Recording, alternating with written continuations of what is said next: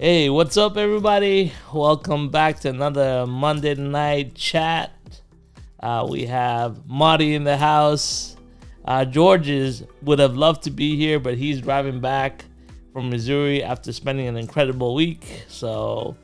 And Danny is gracious enough to join us again. Actually, Danny, you know what? I want to say this. I think you should come out every Monday moving forward. Massimo is very busy right now and he cannot make it. So we have a spot open if you want. I'm putting you on the spot Sure, right I'll away. take it. Yeah, I love having Danny on. We had a really great discussion last week. I think it was met with a lot of positive feedback. So it's good. And I wanted to talk about that and have you on board. So it's good to do it live on air. And yeah. Let's see who's in the chat. I know we have a bunch of people in the chat. We've been chatting for a while. So we have Rob all across the pond from the UK. Thank you, Rob. It's midnight there. Thank you for staying up. Jeff G.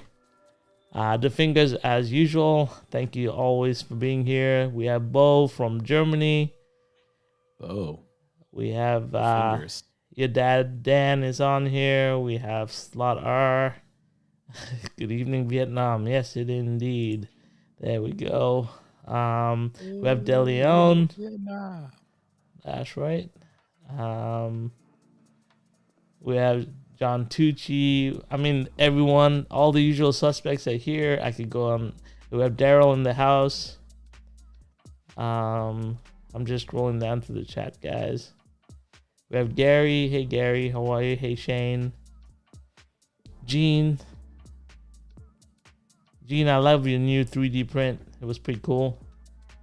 Yeah, at least you're getting use out of your printer. Mine's in the box still. Anyway, Clearwater, hey, how are you? Slock Wild Man. Yeah. Well, the chat's been busy, so anyway, let's catch up. Let's see how everyone's doing. I'll let you go first, Marty. How you been, man? I'm doing well. I had a busy weekend. Got a lot of work done around the house. I didn't get a lot of slot car time. That's okay. I'll catch up this week. I've got a few projects. Got some cars to tune. Last week's live stream was a lot of fun. I don't know how well it translated to the live stream, but we had a good time racing some cars here on the layout, and it was good to have Daryl here. And brother John Mark missed out, so we'll probably do it again. But I don't know how exciting it is for guys watching, but it was a good time. Boone's in the house. Hey, Boone. Hey, Boone. I watched a little bit of it. I was trying to get my track wired up, I think, that night too. So yeah, nice. That was nuts. But the track's up and running. Finally, everything's fixed. The Lego track's up and running too. So yeah, I was shooting a lot of video yesterday. It was a lot of fun. Just having a blast. Like, it's fun that all my friends are back into slot cars. Like, everyone asked me, when are we racing now? When are we starting the basement league again? Like, I was like, okay, cool, we'll get it started. So yeah, that was fun. It's good to hear. Yeah, it motivates me too, because as much as the community is cool, we all get together, just having that presence, and watching, like I said in the chat in the beginning, to the Fingers said, I'm watching this hobby through my friend's eyes again, which is really cool, because sometimes you lose sight and you lose focus on what the hobby means, because you're trying to do too much. And then when you see just the pure joy from people who don't even know how to drive slot cars, as you could tell from the videos I put up today, but it was fun. Yeah. So Danny, how was your week?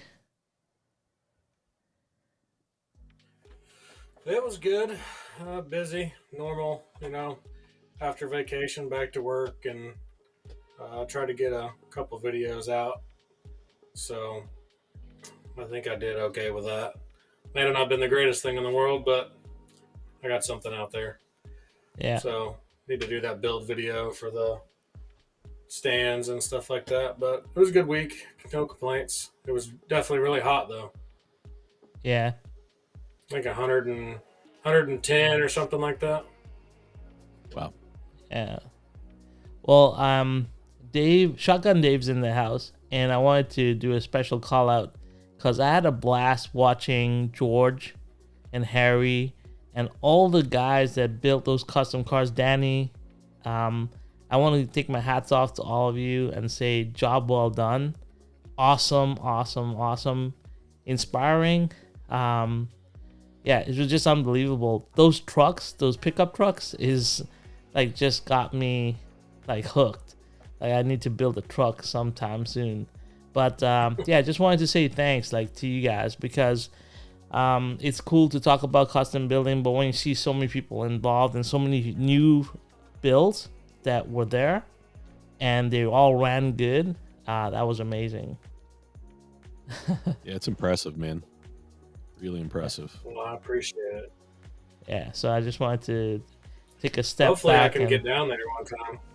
Yeah, so George was really kind because he gave me, so it was around, so Saturday night, I always stay up for Pete's live stream in the UK, right, at 2:30 a.m.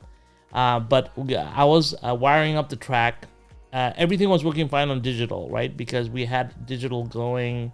I think it was on Tuesday night. We had finished it all. It was running perfectly.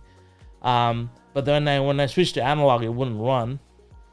So it was on Saturday night. So I messaged George, and George was so kind. Like he jumped on at midnight with me, and we stayed on and we troubleshooted till around 2 a.m.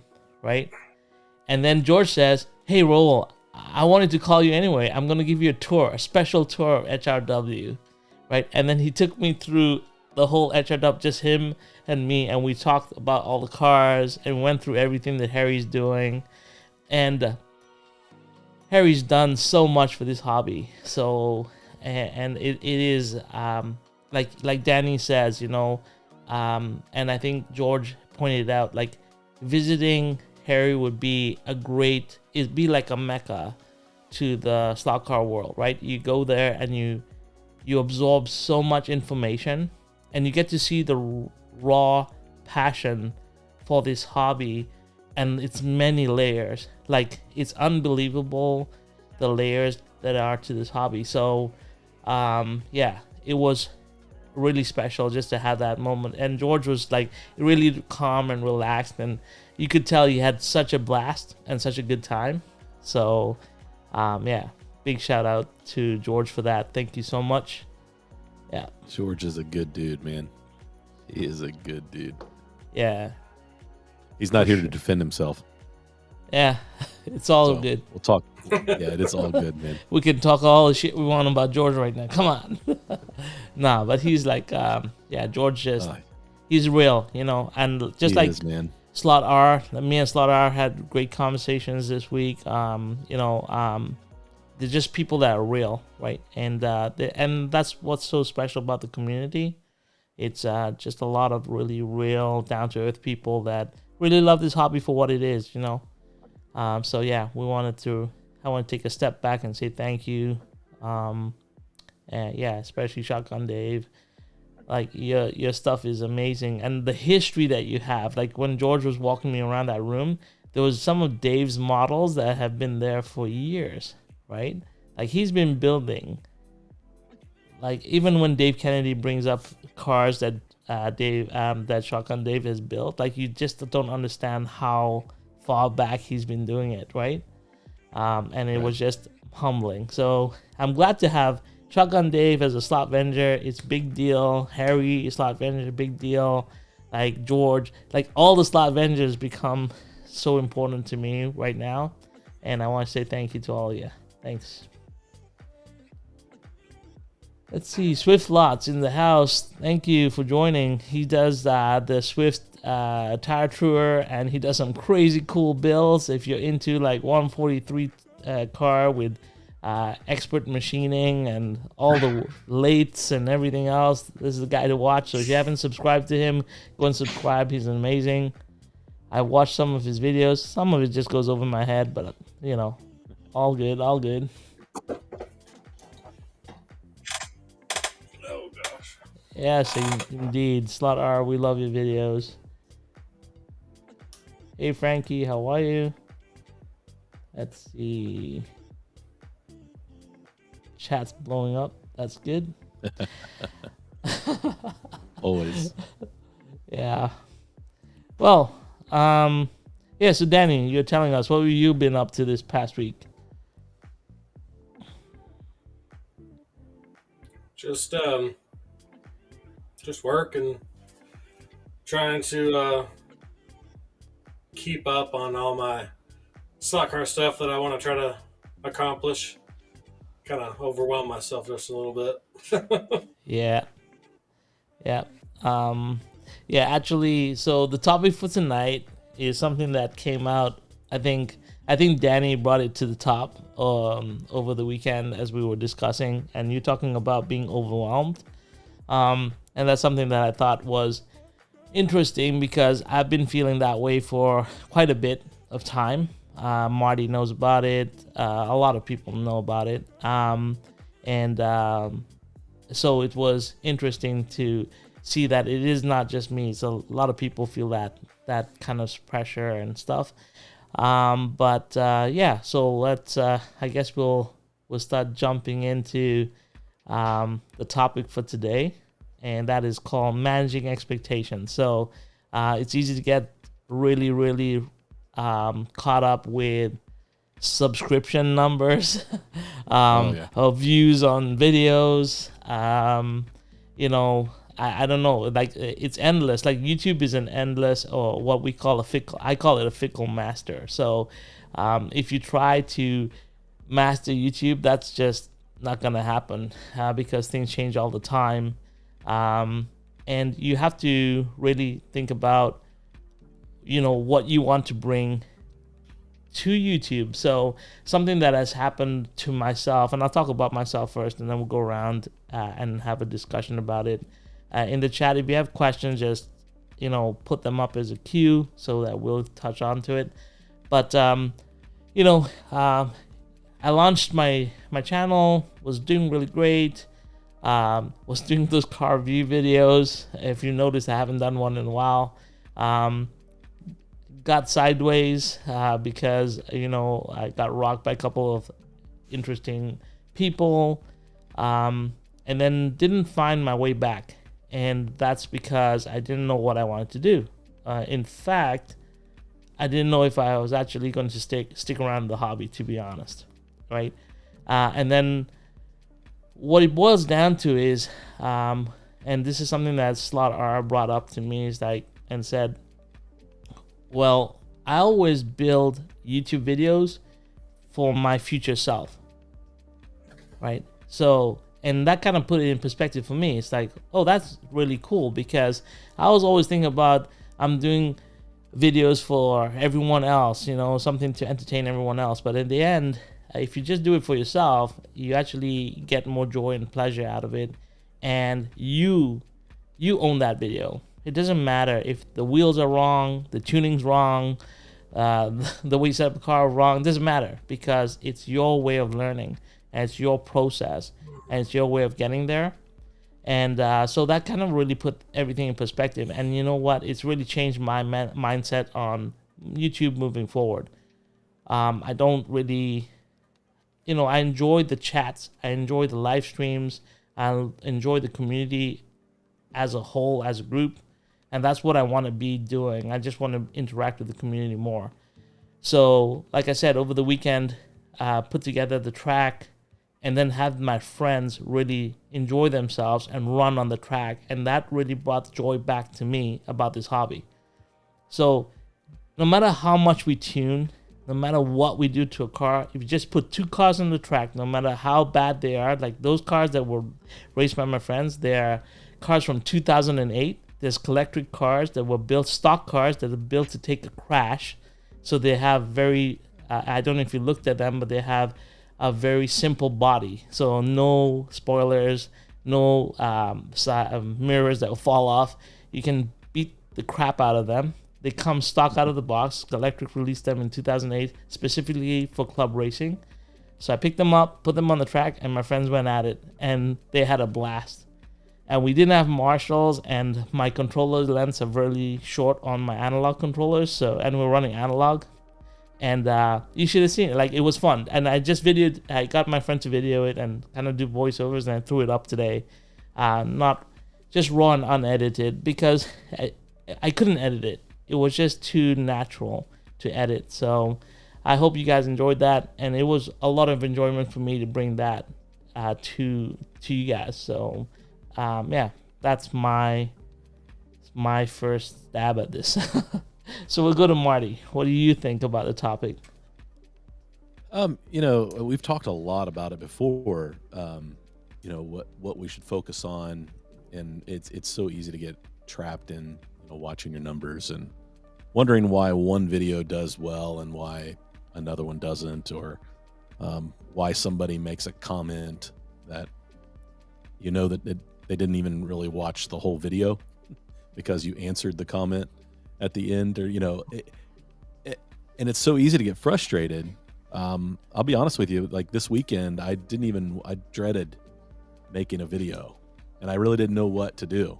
I've got a list of about a million things to make videos about, but I just what was new this week, and what do I have to tune, what's in front of me, and that's what I made my video on. And when I uploaded it, the intro disappeared.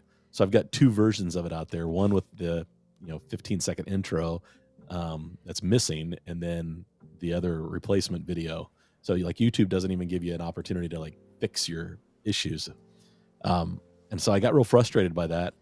And in the end, I can't control it.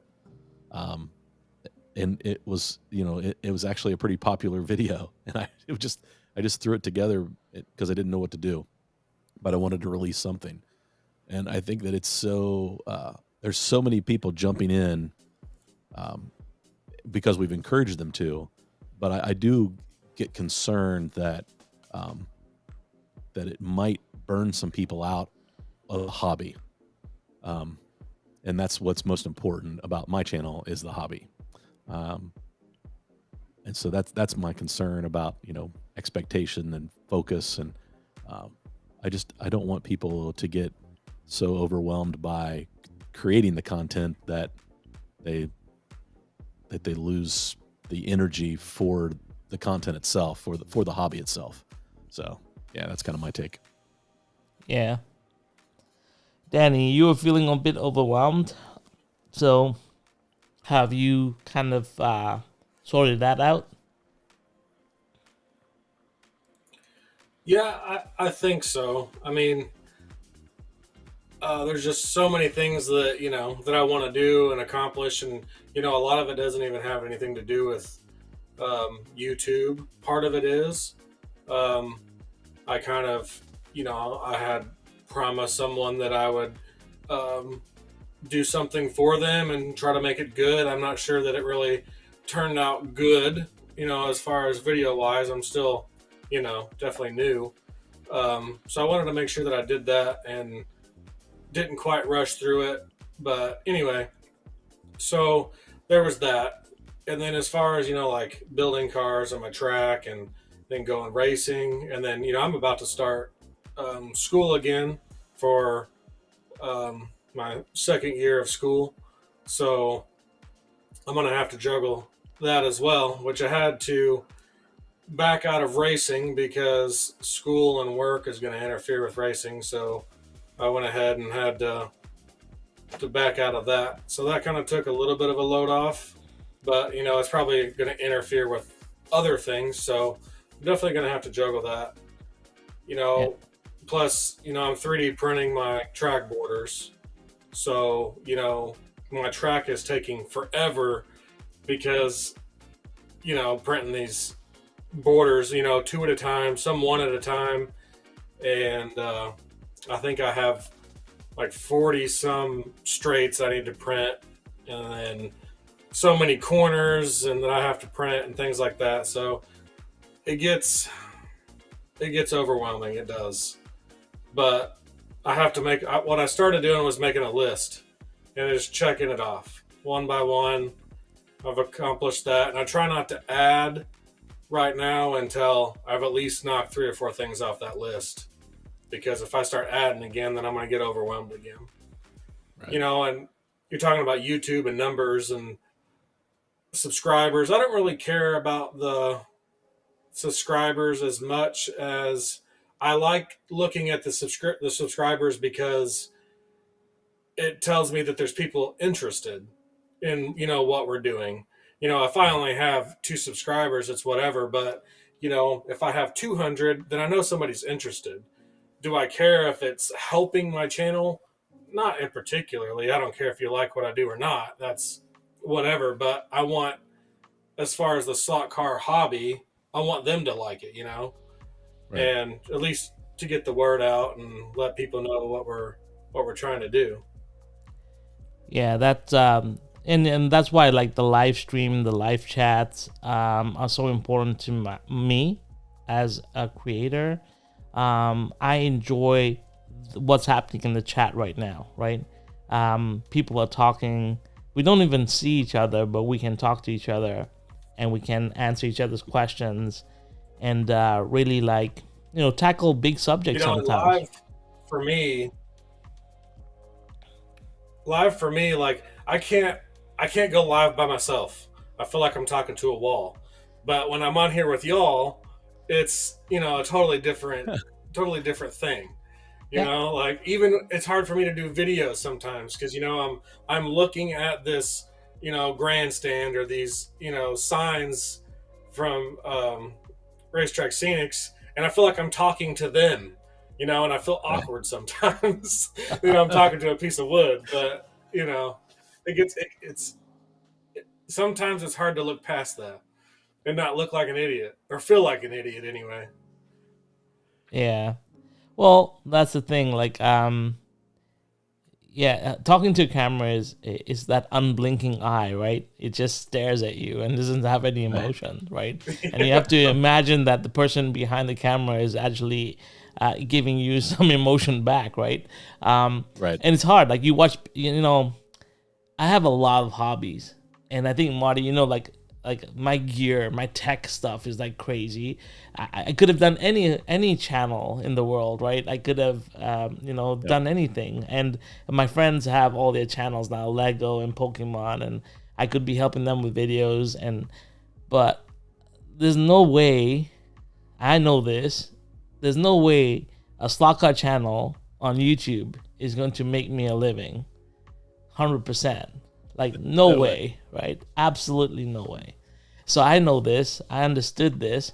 Yet, you know, for some reason I was chasing subs. Who cares? You know, at the end of the day, it doesn't matter. What matters was... Yeah, sorry. Danny, go ahead. Sorry, go ahead. Yeah, so for me, what matters is, are the people that are watching having fun watching it, right? Am I having fun producing it? And honestly, I had the most fun I've had in a long time this weekend watching my friends go nuts. And it was a lot of fun, right? And that's really what it boils down to for me. That's what it's all about. Exactly. Right? And Slaughter is really correct here. I use YouTube as a tool to help me with my hobby.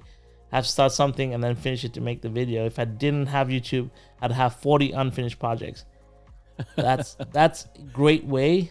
I use YouTube to build my skills in videography and photography to get out into the real world and make a living with other people, with corporate projects, right? And that's really happened already. And so YouTube has already delivered there, right? So, it's in general, like, what I'm trying to get here is, you know, just understanding that having fun with it really just settles your mind down.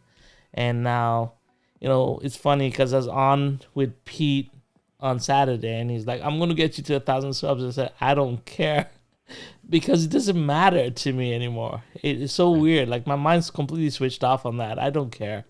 As long as he knows my name. That's all I said to him. As long as, Pete, you know my name, I'm happy. Because I remember a year ago, I rewind to last year in March, I ran across Pete's channel. I was like, wow, this guy's got, Pete's got a lot of energy, right? Yeah, he's got a lot of energy. I was like, wow, it would be amazing if this guy knew my name, right? Or my channel's name, right? And and today we're like great friends. So, Track Slaughter. fans. Track Fans TV. Yeah. I'm 10 days into getting money. I made £6.19. That's right. Hey, that's great. Dave, order that Lambo, buddy. Which one? The pick out your sideways color. one? Yeah. That's a conversation that Dave and I had last week. Right. It's like, yeah, don't get too excited. Yeah. So another thing that I was doing was so for the rest of the year, I said to myself, what are the 4 things I want to accomplish in this hobby for the rest of the year? Because I think that's realistic. Because I can't do more. I can't do too much. So I was like, you know what? I got to set goals for myself and not put anything on top of that. Right? So that's what I've done over this last week, was say, what are the 4 things I want to accomplish before the end of the year? So I've already made my notes. The first one is build a custom car. Right? Actually, no. The first one is spray paint my first body. So I have a video coming out later this week. I'll get into that. But I have something going with Slaughter and Pete and across the pond, and hopefully I can get my stuff done. So that's the first thing. The second thing is build a custom car, which is also on its way. The third thing is shoot a slot car video with smoke effects and ultra slow motion. So that's my third thing. And my fourth thing is to buy as many cars as I can still. So that's it. Those are my 4 things for the rest of the year. What do you guys think? Tell me in the comments. That's a good plan, man. Yeah. Keep it simple, right? Right. Also, Global Racing League is starting too in October, so I got that to look forward to. I'm coding feverishly here. I need to get Slaughter here. He's a PHP genius, so maybe I get some notes. So, yeah. So if I was to put you on the spot, Marty, what would be the 4 things you want to accomplish in the hobby for the rest of the year? So I too want to build a custom car. I just know that it's a rabbit hole that once I start, I'll be trapped in. And then as another goal for slot cars, I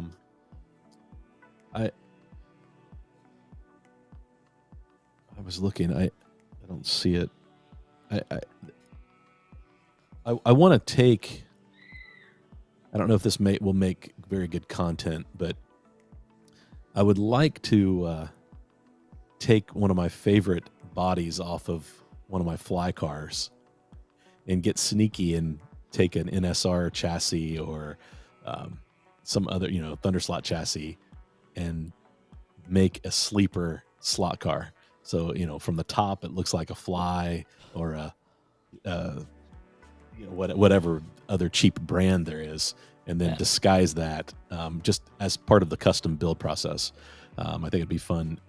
Daryl always talks about, building a car that gets outlawed. But it would be fun to show up with a car that's like, that's not going to perform. And then, I have, hang on, I don't know if I have it. I don't have it out. Daryl gave me a Honda Civic slot car. Which one? Which era? The new one? Yeah, it's the Type R. It's a hatchback. I don't know what year it is. Probably 2010 body. It's a Scalextrics, but it's nothing like the stock car. It screams. It's got a BRM 124 motor in it. It's got high magnets. It's one of the fastest cars that's ever been on my track. But it's this little Honda Civic, and it's just like a sleeper car, and it would be fun to build one of those. And it might be fun content. I don't know, because I would like to throw it out and let the chat build the car. Like, hey, you should do this. Hey, you should do that. and just kind of follow along what the chat thinks I should do with the car. And You're gonna go from empty your there. wallet real quick. Yeah, those cars get expensive if you're not careful. So Yeah. yeah, I'm and I already don't. telling And you, I want a carbon fiber chassis for that car, Marty. I'm not taking anything it's less. Carbon fiber, and I want a brushless motor system. There you go. but those who know me know that I'm pretty cheap. Like I try not to spend a ton of money, um, on the hobby, and I try to kind of make do, and it's hard because they're putting out awesome new slot cars all the time. It's like, oh, I want that. Oh, I want that. I would still like to build. I would still like to build a track. George's track building. Watching that really got me excited about building a 4-lane, whether it be wood track or what have you. But I've got some ideas about building modular wood track pieces, and I would really like to get out in the wood shop and work on that and see if I could make something happen. So something that goes together I've had the fairly same easy. idea, Marty. Do you? Yeah, and I think it's Yeah. possible. I mean, there's some people that already do it out there. I think there's some good designs, but I've got a couple ideas on my own, and I might try it. I've got a buddy that's got a CNC machine, and I was like, man, if I could just like play with it for a weekend and see what happens. So I don't know. So those Well, are I things have that I like to do. I have an 8-foot by 4-foot router table with a router, Yeah. but we use it for retail fixtures. But Right. I have access to it, and I have one. But no, not going there with this. I have no love for wood tracks. I don't know why. I have zero love for the wood track. Yeah, it's a different environment than the plastic track for sure. Yeah, I just feel it's so rigid, and maybe modular might work. So I was looking at when George did his visit with Harry, and they went to that. For the life of me, I've forgotten the person's name, but he has a modular track, the white one, wood track. I think it's modular, and take it apart, put it back together. That was pretty cool, but yeah, until I race on it, I wouldn't know. Curvy Road. It's extremely tough to be frugal. I just got 3 more true speed controllers after I told my wife I didn't need anything else for the track. Yep, No, I was just I've been there, done that. Sundays in the house. I want to say thank you Hey, to Billy. Billy and Amanda for being like crazy cool, getting me all my stuff. The track was finished because of them, including my big ass pit lane now. I don't know how many VIP suites and garages I have, but it's quite a long line. So thank you, Billy and Amanda, for that. What don't I have? I was telling Danny, I pick up so many pieces of equipment. So like I have a laser cutter, I have a water jet, tabletop water jet, the Wazer.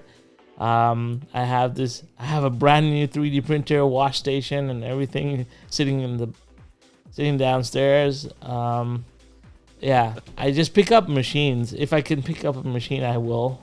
But I don't know if I ever use them. Just sit there. But yeah.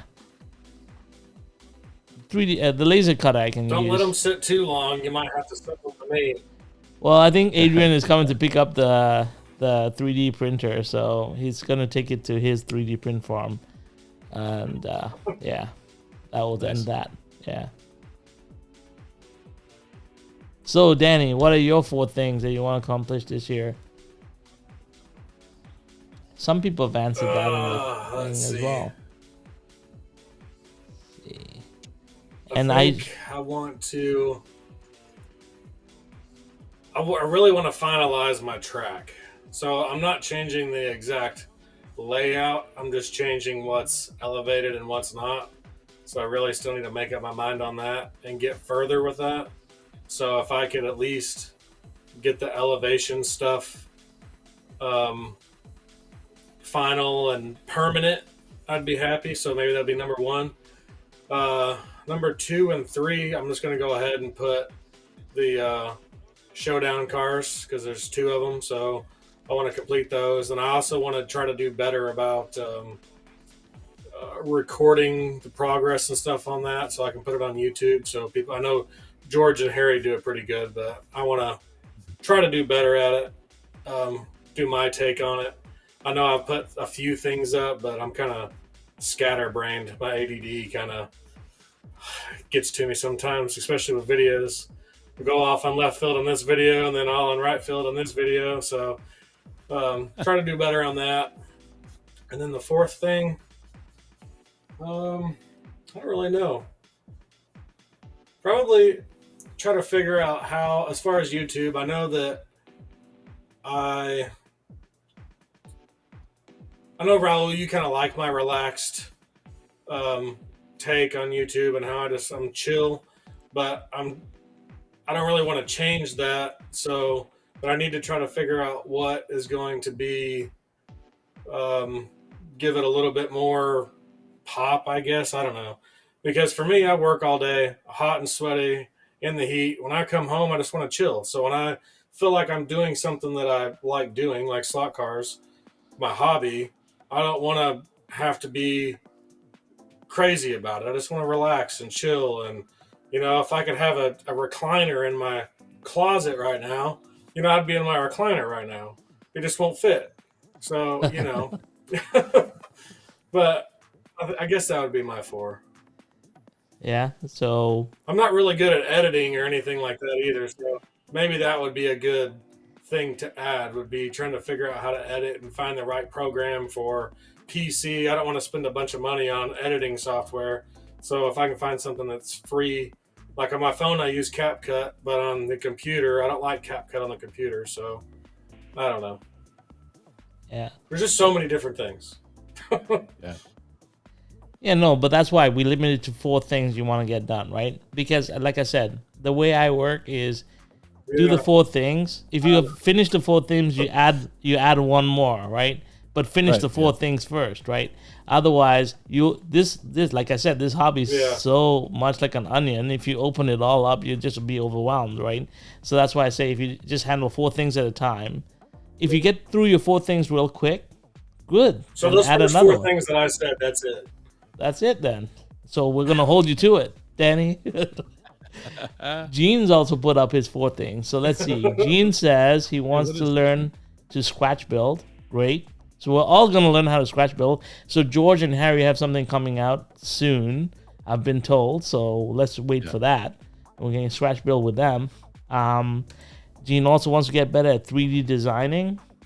Amazing. Gene wants to create better content. You have to be a bit more specific than that.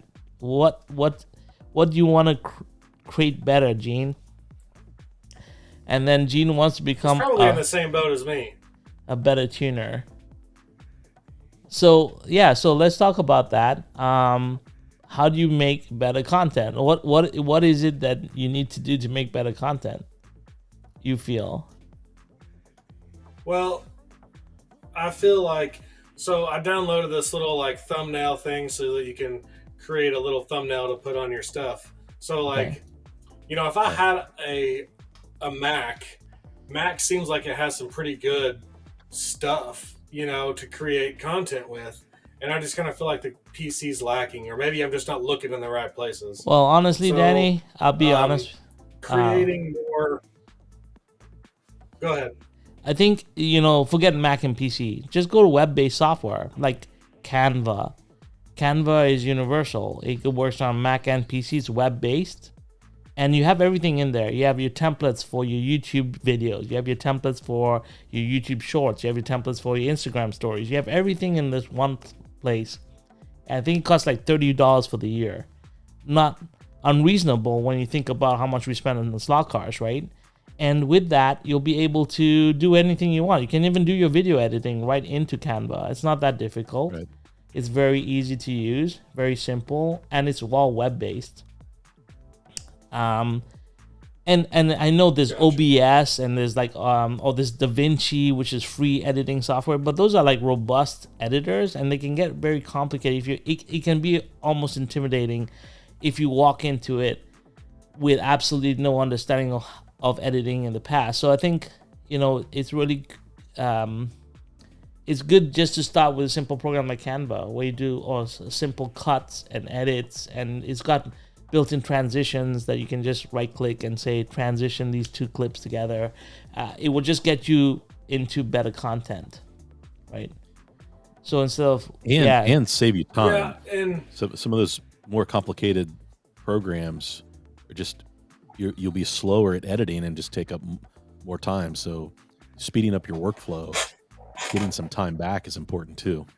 yeah, so far, like I've done all my videos on my phone using CapCut, and I've found that it's pretty easy to use. I still don't know all the little tricks and stuff and how to, I think I added some B-roll, on the video that I did yesterday, but like I'm still not good at any of that and how to shoot some of that. And Raul, your stuff's just crazy, which I know that's like what you do, and this is my first time doing it, so I don't expect to be, as good as you or anything like that. But I've been doing it for a little bit. I feel like I should be a little bit better than what I am. I don't know. Maybe I'm right where I'm supposed to be, but I just kind of want to make them better. That's all. Well, if you need any help, Danny, just reach out to me. I'll help you out as much as I can, and that goes for anyone in the chat too. Gene says, updating your logo. Gene, just message me, DM me. I'll do your logo. Yeah, just let me know. I think I've done a lot of logos. Yes, you have. So yeah, if this is a logo you want, I'll get you the logo, no problem. Like I love doing that kind of stuff, so let me know. Let's see who else has answered. Has anyone else answered the full questions? And oh, Danny, by the way, I didn't know the front end to the back end of a camera in December of 2019, by the way. I didn't know nothing. I knew nothing about video editing. I knew nothing about anything. I picked up my first camera at Christmas of December 2019. It was a Canon M50. And I didn't know what to do. I remember it came home, I unboxed it. I opened the box, looked at it like I normally do to all the machines. I opened the boxes, I look at them, I'm like, oh, this is cool. Close the box back up, put it away. I was like, I don't know what I'm going to do with this. I don't know what to do with it. I had no idea. And then I joined, there was a full-time filmmaker. It was an online course that you could join. It was pretty expensive. I just joined it, and then I started just watching the videos. And I was still intimidated by the camera. And because it was an entry-level camera, I used to pull it out, switch it on. I'd switch up some settings. I'll be like, oh, that looks bad. Switch it back off, put it away. And I kept on doing that for a couple of months. So I think January, February, I was like, I don't know. I don't know if I'm going to get this done. And then, so a full-time filmmaker was using a Canon EOS R, obviously. They're not using the M50, they're using a big-ass camera. So I'm like, I guess I need to buy one of those. So I went with my mom, and I remember my mom came with me. We went into this Henry's, which is like the local photography shop. And I said, I want an EOS R, right? That's what I walked in and I said. And the guy was like, he must have thought I was like a pro shooter or something, because they're like, oh yeah, what kind of lens are you using? I'm like, I have no idea what you're talking about. I just need the EOS R, right? And so I went in, and I think the bill was huge. And my mom looked at me like, are you nuts? Like, I said, don't worry, I'll make it back somehow. And I remember I took it home, and that's the first camera I actually shot on. I didn't shoot on the M50. I shot on the EOS R because I just had to have it. And then I watched the filmmaker religiously, because at that moment I'd committed. I'd put everything I had into this camera. It just had to work. And that's how I learned. And then I started shooting from that point on. And then I got fascinated by slow motion videography, and I changed my full ecosystem from Canon to Sony. That's how it's been ever since. Now I have, I don't know how many cameras I have. I have a lot of cameras. But that's how you start. You just start. I didn't go to any school. I'm lucky I do graphics, so I understand graphic and graphic design. But when it comes to videography and photography, everything I've learned is over the past couple of years. So it's not, and I probably know nothing. I'm probably scratching the surface. It's just that at the end of the day, it doesn't matter what equipment you have. It's about the story you want to tell. And nobody is better than you at doing that. That's the bottom line. Your equipment doesn't matter. Today I'm shooting on a phone again. Why? Because the phone makes you lazy, by the way. I'm going to say this straight up. So the phone makes you completely lazy. If you want to become a better videographer, get a camera. That's my first thing that I'll say to anyone. If you want to get better at video, put your phone away, because your phone makes you super lazy. And it's great for a content creator who doesn't care about upping their game. But if you want to step up a level, start shooting on a camera. And it doesn't have to be an expensive camera. And George was running with his ZV-1, which is the camera that I told him. It's a point-and-shoot camera, so it doesn't have interchangeable lenses. But that camera is amazing. You can even shoot 1,000 frames per second with that camera. George hasn't learned that one yet, but I'll teach him. And then you can do some crazy cool stuff. But if you stay on your phone, it's easy on the phone. I use my phone just for shorts. When I shoot video, I pull out a camera. The video that I shot with the Lego City is actually shot on a GoPro. It's all GoPro. So that's a full GoPro video, but I was just learning how to shoot GoPro. But, Massimo actually bought, the finger says, don't tell Massimo. Massimo bought the ZV-1. He has it. He bought it because his live streams, he couldn't do them on his phone. So he's actually using a camera. I know because I set it up with him. So, yeah. He had it for a while before he used it, though. Yeah. Boone says, I love my phone. I know you love your phone, Boone. But just imagine the amount of bokeh you'd get if you actually bought a camera. And your track is amazing for shooting. Anyway, we're digressing. Going camera channel. That's great. Yeah. Well, there's so much happening in chat. I don't know what's going on. Kobe Road. I set up 2 cameras. I'll get them recording, then clap my hands. It makes it easy to sync the 2 videos. Yeah, it's very easy to sync 2 videos. Yeah. Yeah, he mentions that Premiere will do it automatically. Slaka Wildman, I love Roll to do my logo. Okay. But I thought you have a cool logo. It's already on Hugh's track. If you do a new logo, then he'll have to change it. Oh my God. Everyone wants a new logo. Wait a second. Bo doesn't own a smartphone. Yeah, I know. Yeah. Let's see what else is going on. Only The Finstone phone won't fit under the overpass.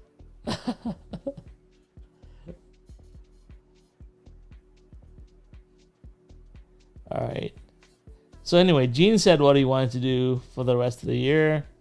And Gene, if you need any help, let me know. Anyone else have any ideas about what they want to do for the rest of the year in the hobby?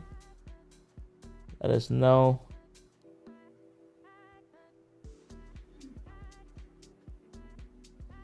Marty, how did you start with your first video? What equipment did you use? Let's see. I think I started with my iPhone, and I had purchased the A6400, the Sony. Yeah. When Caroline, my youngest, graduated from high school, I wanted a nice camera to take pictures for her senior year, and so I picked up the A6400, and I picked up a couple of Sigma lenses for it. I've got two fixed lenses. I've got the 16 millimeter, which is what I shoot all my YouTube videos with now, because I like the wide angle that it provides. It's kind of like the YouTube lens. It's a very popular lens. And then I have like an 85 millimeter for portraits. And so I was able to do a lot of nice photography for my daughter's senior year, for prom, and the million things that you do when they're graduating from high school. but it translated really well once I figured out how to use it to live stream and how to, just get better at editing video. But you're right. The phone makes it so easy to, like, from start to finish, shooting the video, editing the video. It's just super convenient. So, but yeah, I'm an A6400 guy. I really like to have the 60 700. 6700. Yeah. Oh, that thing looks great. So yeah. Gene has a question for you, Danny. During the last week's live stream, you mentioned that you dropped your car and broke it. What resin were you using? I found that Sunlu abs, like dark gray, is pretty flexible. ABS. Yeah, so Danny was using ABS. Yeah, so I just sent him a message down there, but I'll go ahead and answer it. I just use the Sunlu Eco resin, but like Adrian was talking about, I think I'm going to do a mixture. I just need to order some and mix it with the Eco. So it'll be Eco and ABS is what I plan on trying. I may need to get with Adrian and figure out what his actual mixtures are, but that's what I plan on trying. Yeah. Let's see what else. Yes, I'm totally impulsive to fingers. Daryl said he wants me to tune all my cars and not have them as shelf queens. Daryl, that's not gonna happen. Just being honest, dead honest. Oh, by the way, talking about tuning, I put the Thunder slot on the track, Marty. yeah, The Elva you sent me, on my track, it's a rocket. Like it's a rocket. Like I couldn't see it come down the front straight. It's fast. So it's yeah, a fast car. yeah. You see it. My front straight drops, right? Like, so it's 28 feet. And with the drop, it's so fast. I almost lost it on the back turn. I was like, okay, I got yeah. So it was really cool. And the good thing was I just cleaned the track, so the silicone tires really gripped. It was a lot of fun. Yeah. Yeah. Yeah, it's a good car, man. Yeah. Let's see what else is going on in chat here. Wildman put his 4 things up. All right, here you go. So Slotcar Wildman, I'd like to finish my track and landscape. Yes, I would like to paint and build up white car kit to make my own. I'd like to share better topics on my channel. Just have fun running cars. Yeah, really great. Yeah, amazing. I also have that number 1 that you have. I also have that to be done. But I'm considering that, I don't know. I didn't put it as part of my 4. I should actually. But yeah, I have a lot of terraforming to do on my thing. I cut all the templates, so I can finally template every area on my track is templated out. Had to get my daughter to climb up. Actually, I had to get a friend of mine to climb up on the table and do all the templating. I don't have that kind of mobility. But great.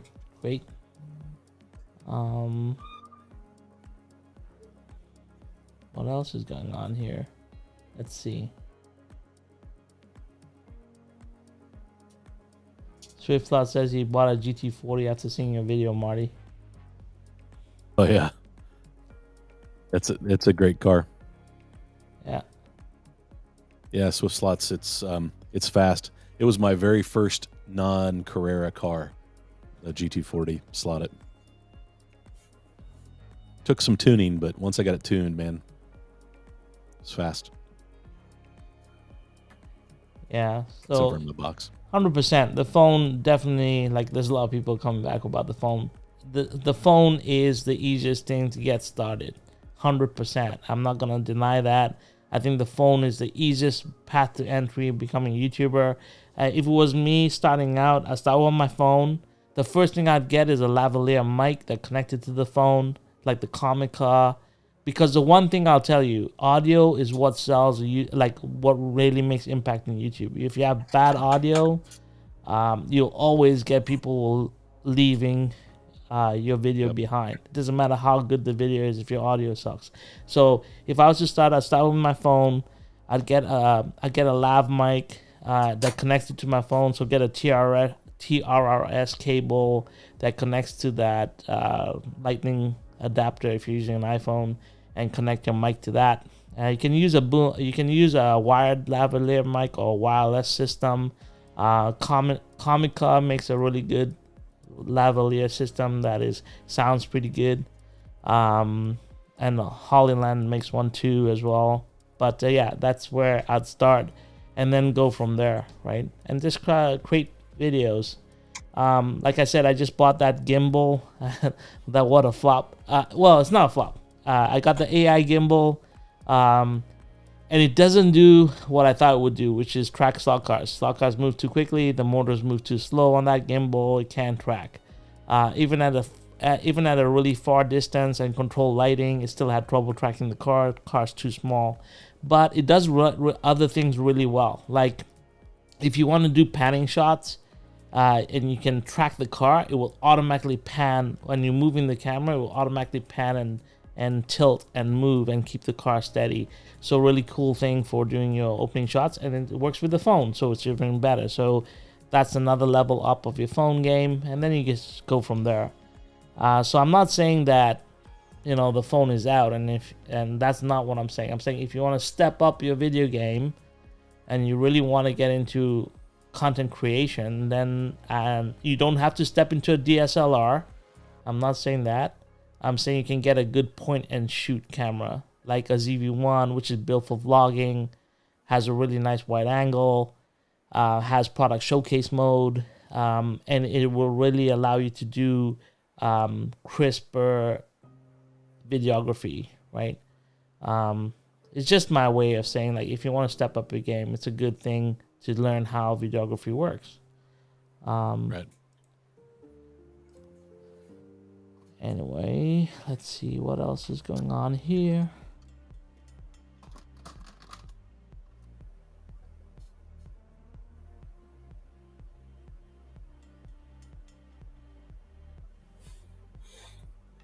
Kirby Road was asking about what I was holding up here. It's a lavalier mic that connects to my iPhone.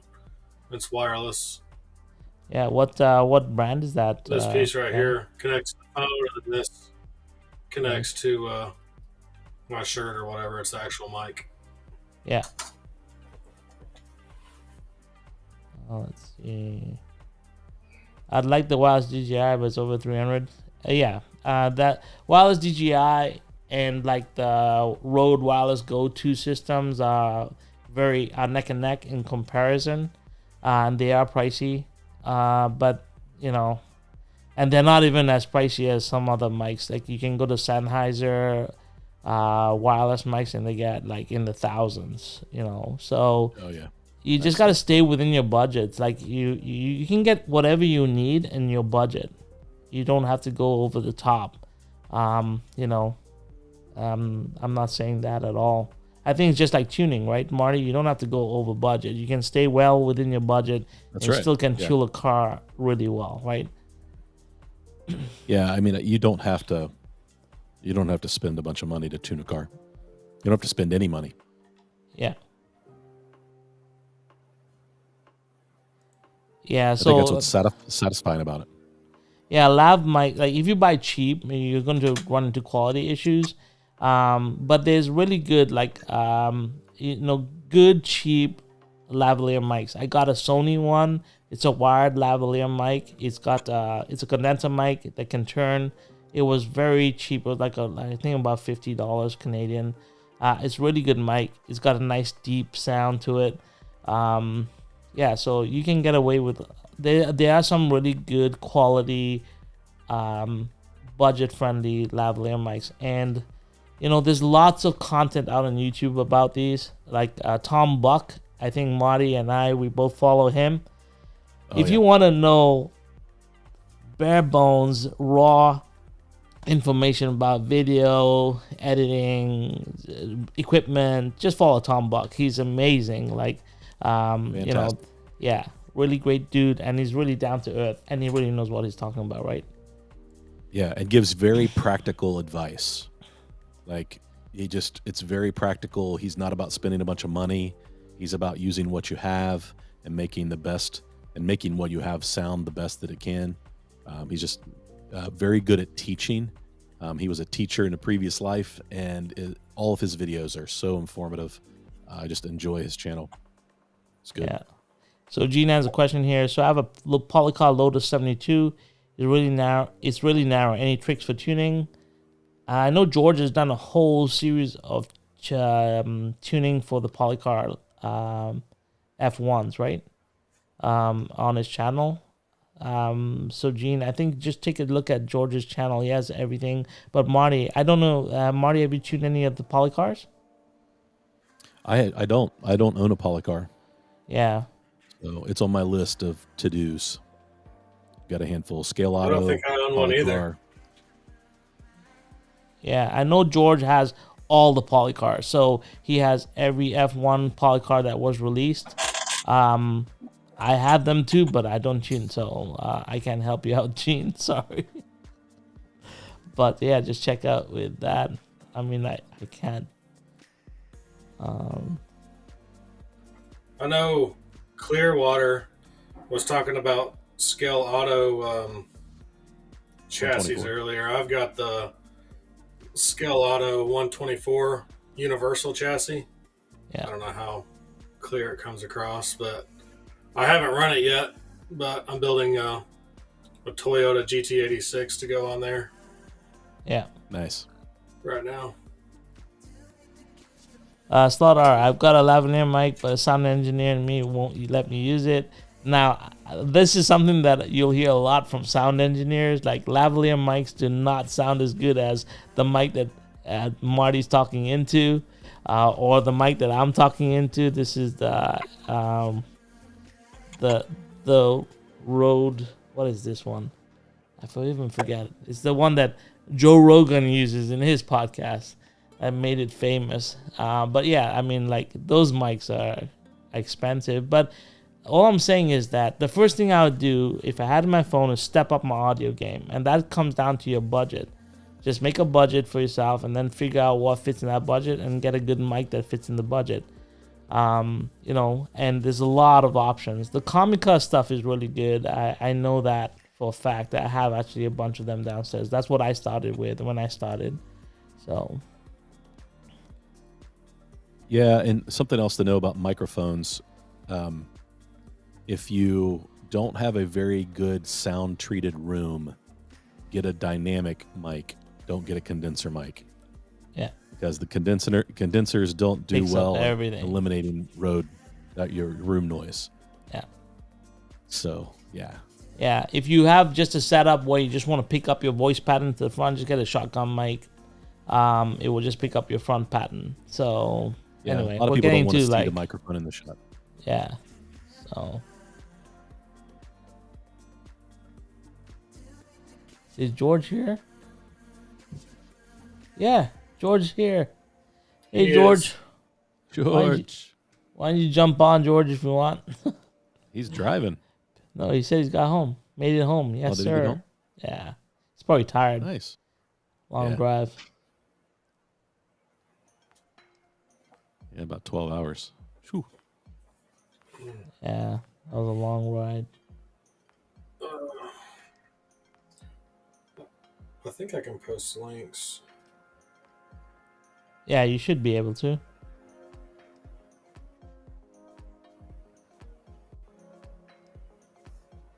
Let's see, 132.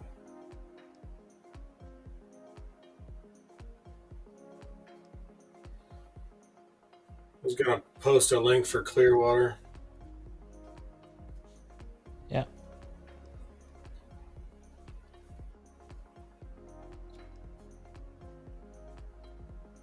Daryl wants to build a car for one of Harry's lit races. That would be amazing. Yeah, me too.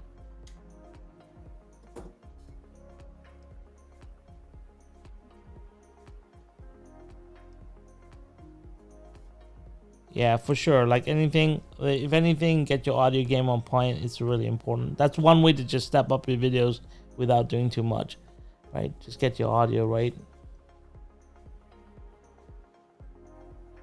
I want to build another car to get outlawed at the 3 places I can run at. Daryl.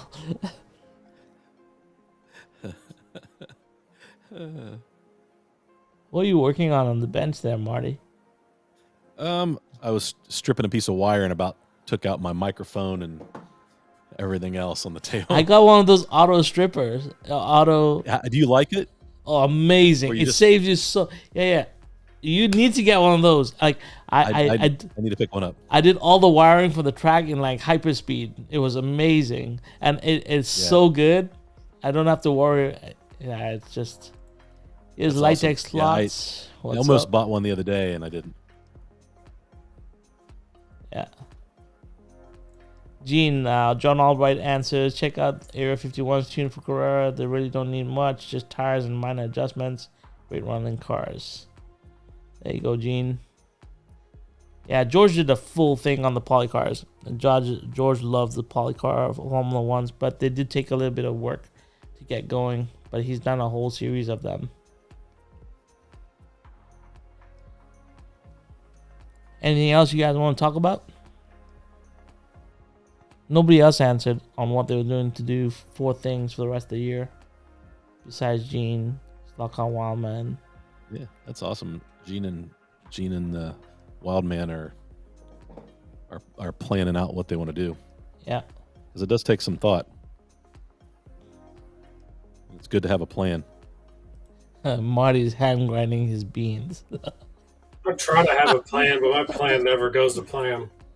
Well, I would agree. Mine doesn't either, Danny. You're in good company, buddy.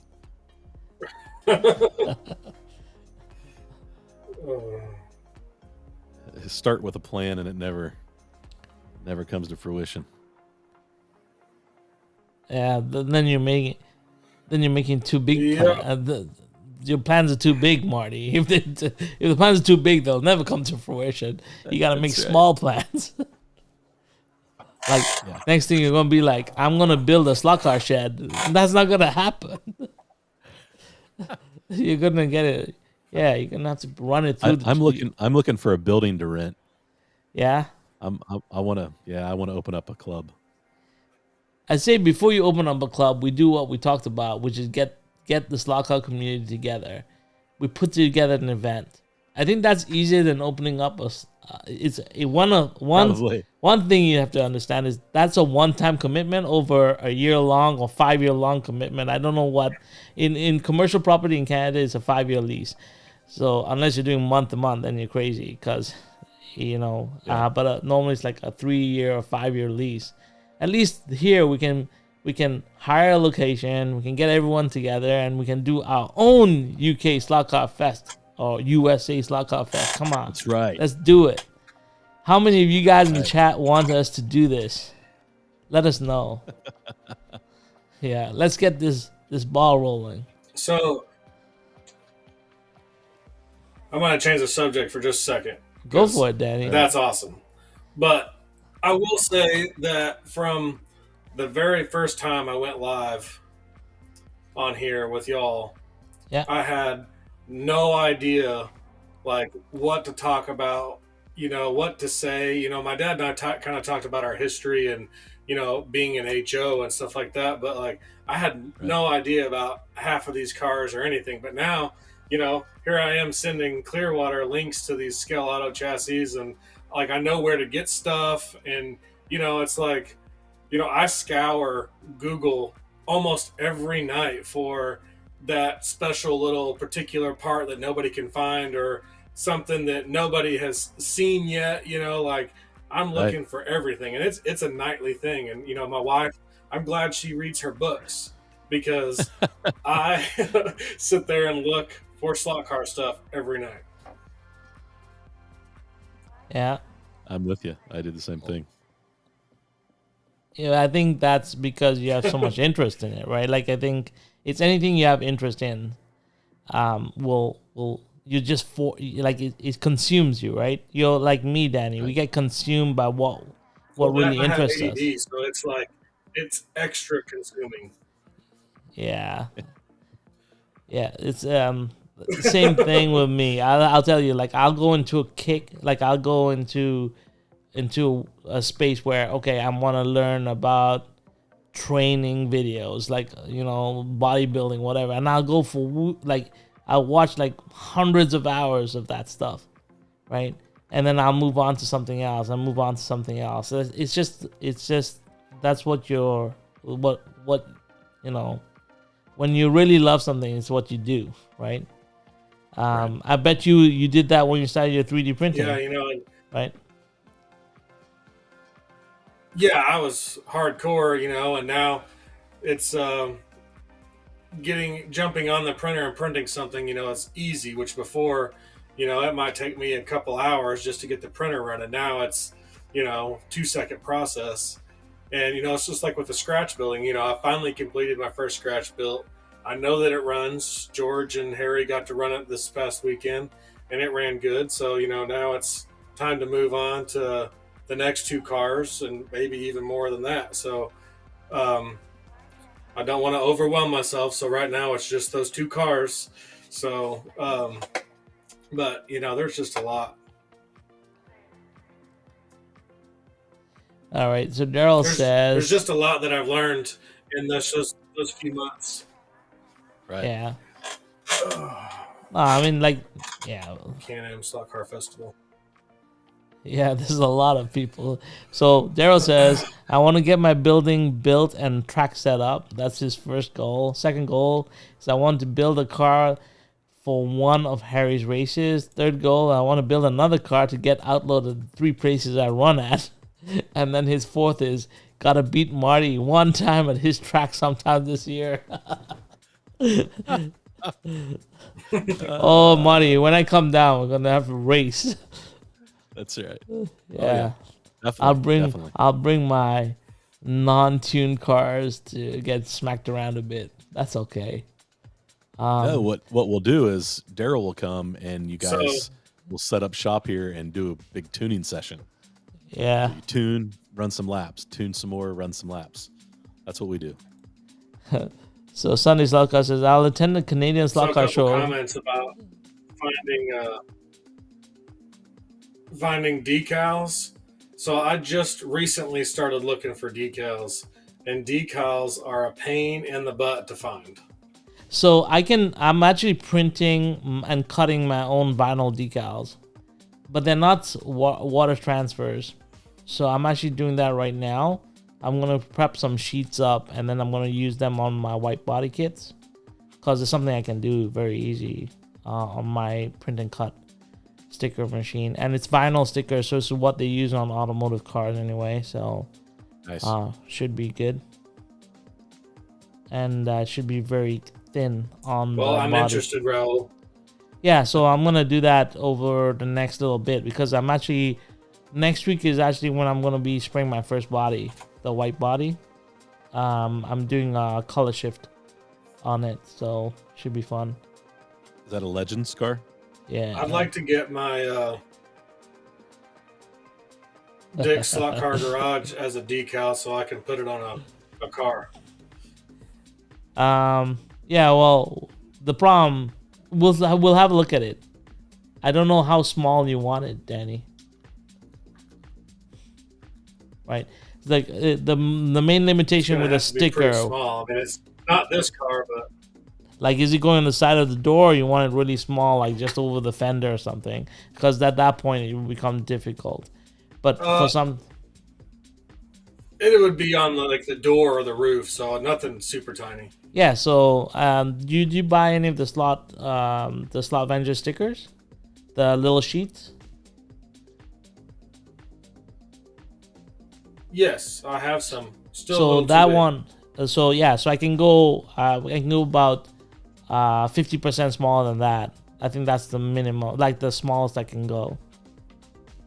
So that would kind of give you an idea of what size it can I'll do. get with you about it, and maybe I can get you an actual measurement. If you give me an actual measurement, it's easier. I'll get it done. No problems. There you go.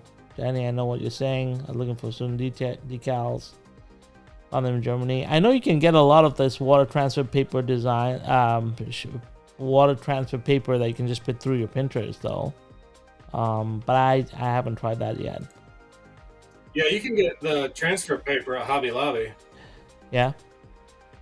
Really? Water decal? Water slide? That's cool. Yeah, it's very common, Marty. Yep, at Hobby Lobby.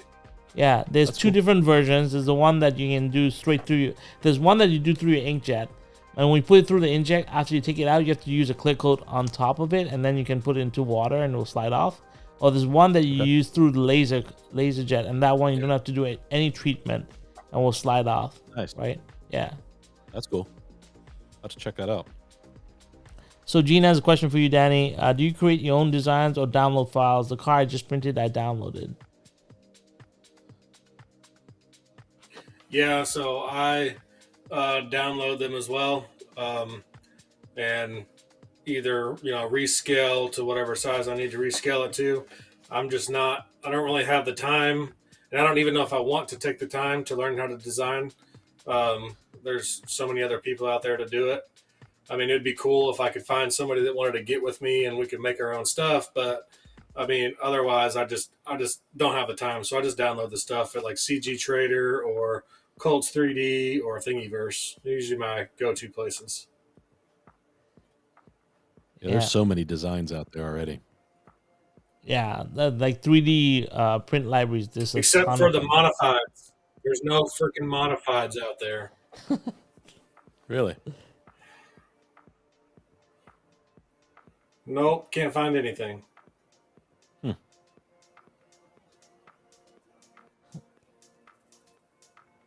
Invested in a.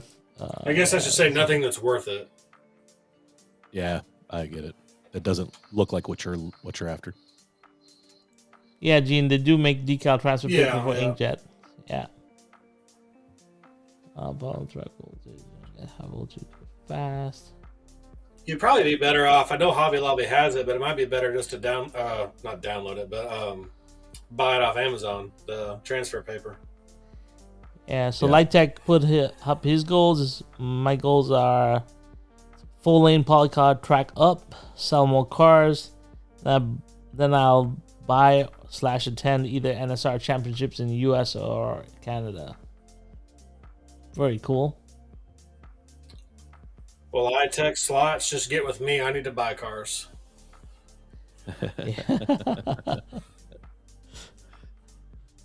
That's great. Daddy wants to buy more cars. I thought you were a scratch builder, man. Make your cars. My wife might not like it, but That's right. That's good. she may not like it, but I like it. Yeah.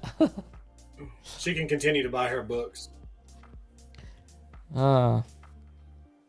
See, I remember, like, it always fascinates me to see Marty, because I never forget that video, Marty, of you with your fifth car. It still blows my mind. Like, you have racks of cars behind you now.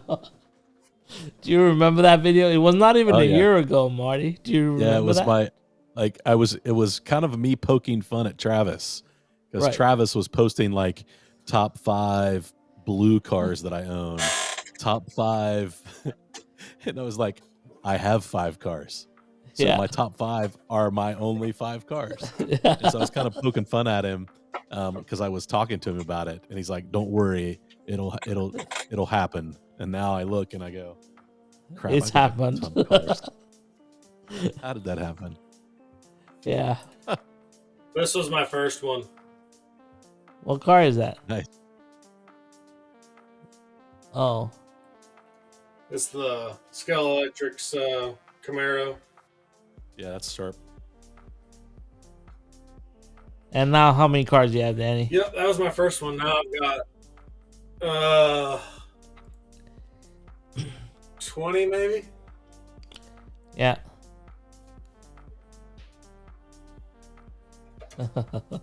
Sean Casey, Maybe transfer more. paper. They're not all in here. Yeah. Yeah, Sean Casey says transfer paper is poor color saturation for any dark base coat paint color. Yeah.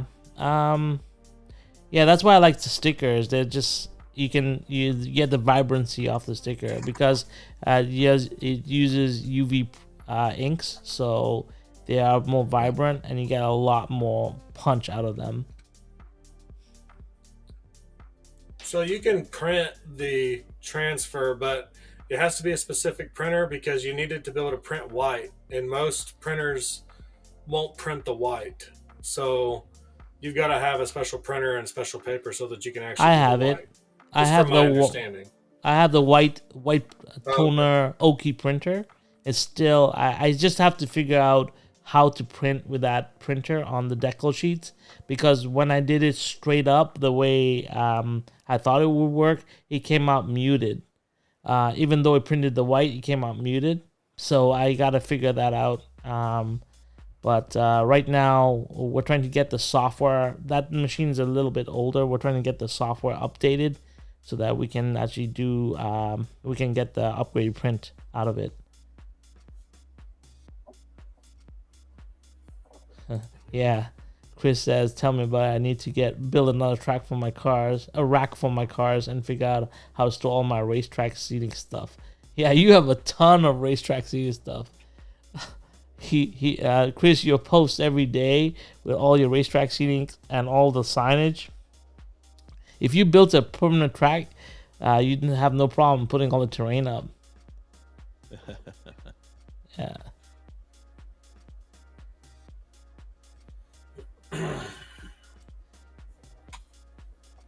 Yeah, my inkjet dad just printers. sent me a link for decals, so I posted it. Yeah. Oh yeah, cool. Yeah, Harry knows a bunch of places to get decals too. I think they did a whole video on that as well. Yeah. And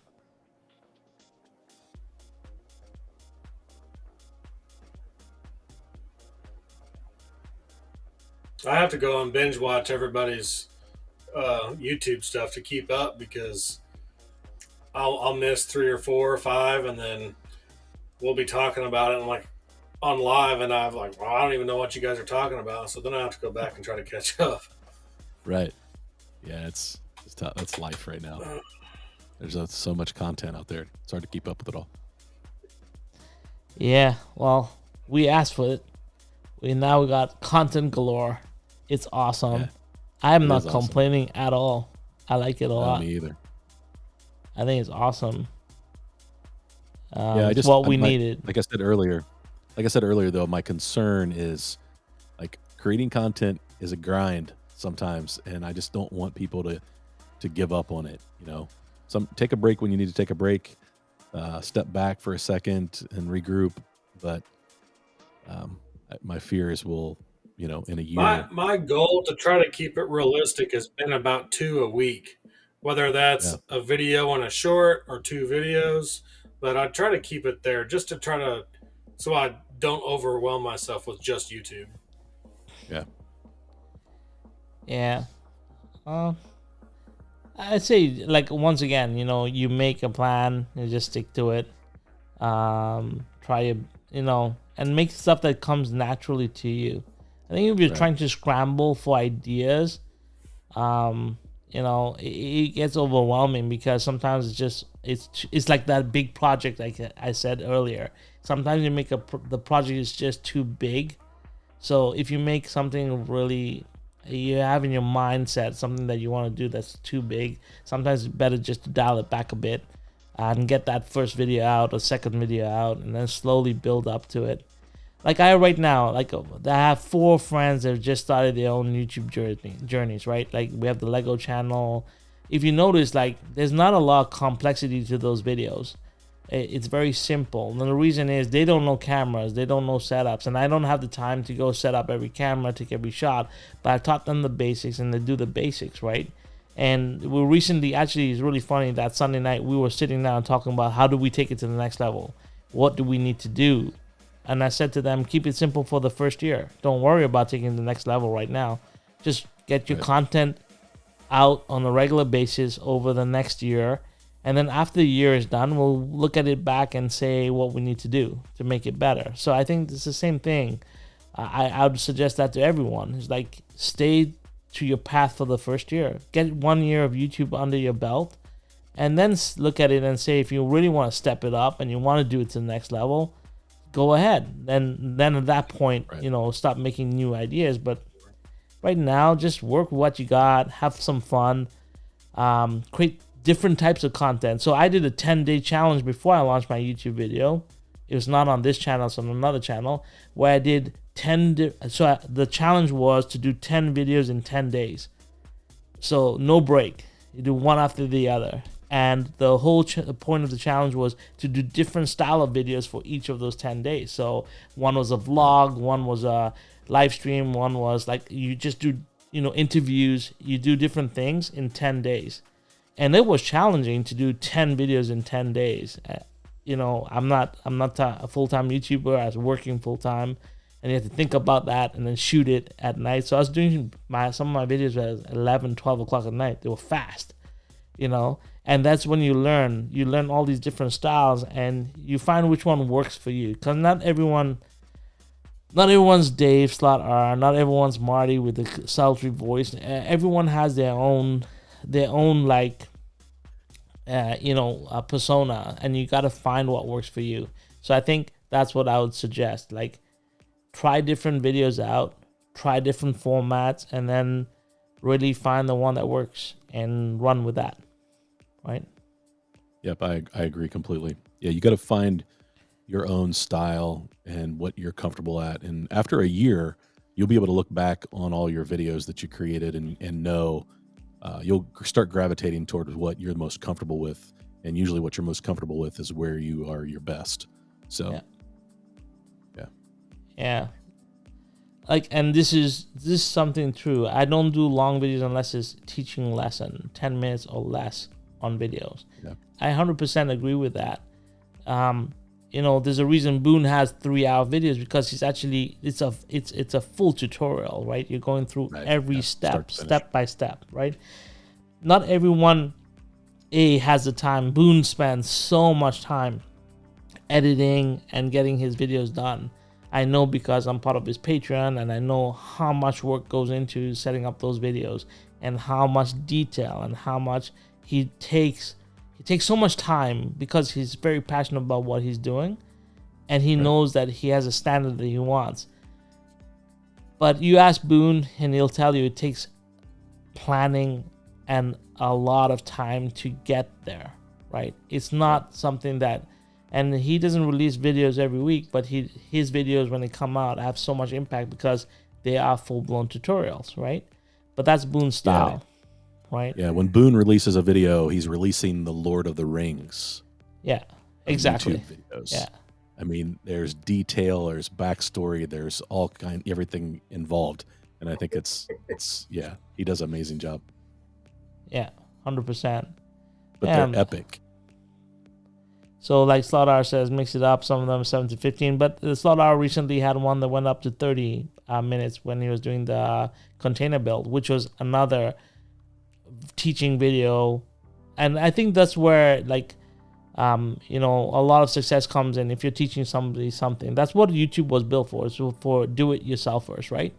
So, you know, at some point, like, fun content is cool, but I think if you can teach somebody, and everyone has something to learn from everyone else. I believe that 100%. Like, my grandfather had a saying that even a beggar on the street will be able to teach you a thing or two if you take the time to listen to him, right?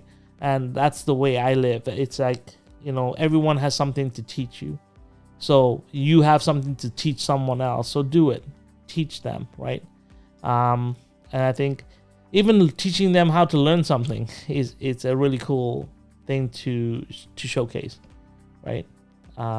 So yeah. Like, I love Gene's molding videos.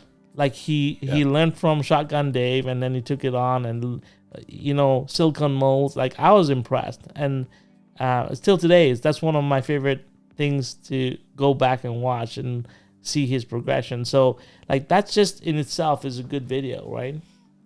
I think. Yeah. I do too. Yeah. Yeah, Danny, like, even with you, like, with the 3D prints, like, when you're putting your cars together, that's in its own right, its own kind of video teaching, because I've never seen anyone else put together a 3D printed car, spray it, paint it, put it all together, chassis it up. But, I've seen like this. There's a certain tech there that you can own, right? I feel. Yeah. Yeah. Yeah. I have so many bodies that I need to put chassis under, but one at a time. Yeah. One at a time. Yeah. But there's I'm so not a much machine help out like there. George yet.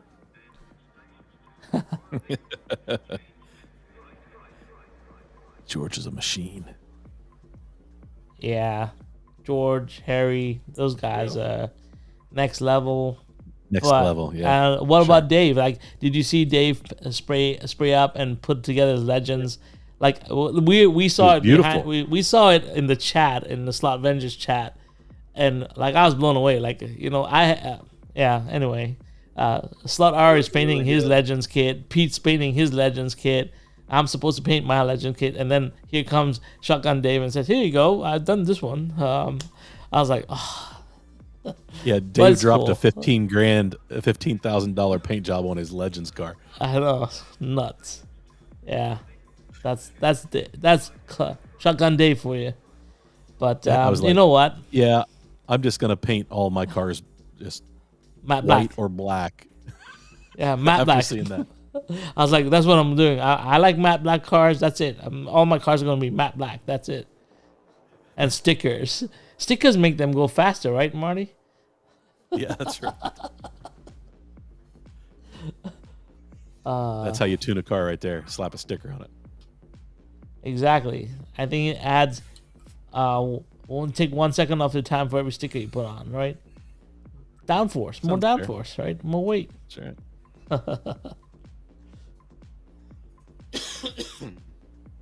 Yeah, it's always the enemy, John Albright.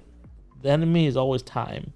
It's the one thing. It's the most important resource in the world is time. You can't buy it. You can't sell it. You can't get more of it. That's it. It's 24 hours in a day. That's it. So totally I understand. wish time was the same as it was when we were kids, because time when we were kids was like infinite. So slow. You know, a day seemed like forever.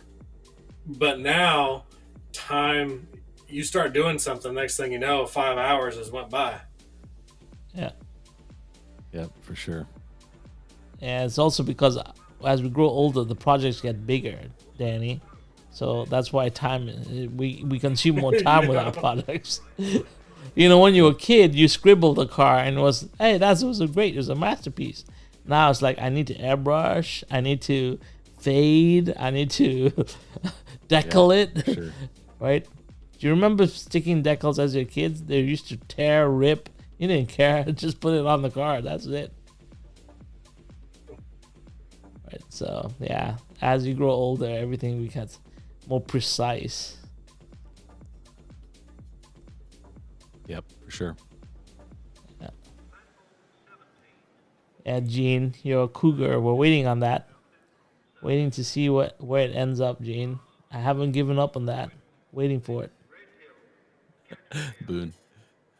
That's funny. What did he say? What did Boone say? Time is a bitch.